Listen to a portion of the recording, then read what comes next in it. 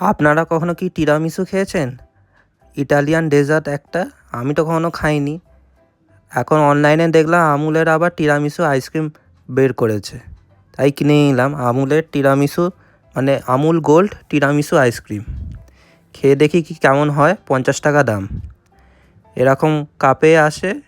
Tiramisu কী জিনিস সেটা আমি জানি না, আমি অনলাইনে চেক করলাম, দেখলাম কফি দিয়ে বানায়, কফি দিয়ে দুধ দিয়ে কেমন একটা ডেজার্ট টাইপের হয়। এবার এটা খেয়ে দেখবো কেমন লাগে। এবার এটা খুলে দেখি যে টিরামিসু আইসক্রিমটা আসলে কি। দেখলাম খুবই সুন্দর ডিজাইন আর কফির গন্ধ বেরোচ্ছিল, ঠিক যেমন কফির গন্ধ হয় না, সেরকম বাড়িতে বানাই না ওই স্যাশেগুলো দিয়ে, সেটারই গন্ধ বেরোচ্ছে। একটুখানি খেয়ে চামচে নিলাম, তারপরে খেয়ে দেখলাম, খেতে যা মনে হলো আর গন্ধ শুকে মনে পুরো পুরো কফি। খেয়ে দেখলাম যে কফিরই পুরো টেস্ট। আগের বছর একটা খেয়েছিলাম আমুলের কফি আইসক্রিম, সেটা পুরো কফি আইসক্রিম ছিল।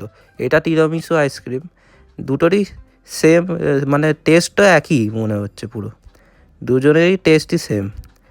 আর টিরামিসু, আসল টিরামিসু যে কেমন খেতে হয় সেটা তো আমি জানি না, কিন্তু এটা পুরো কফি আইসক্রিমই মনে হচ্ছিলো, আমুলের কফি আইসক্রিমের মতো খেতে। আপনারা কি কখনো আমুলের এই টিরামিসু গোল্ড আইসক্রিমটা খেয়েছেন কিনা তাহলে কমেন্ট করে জানান।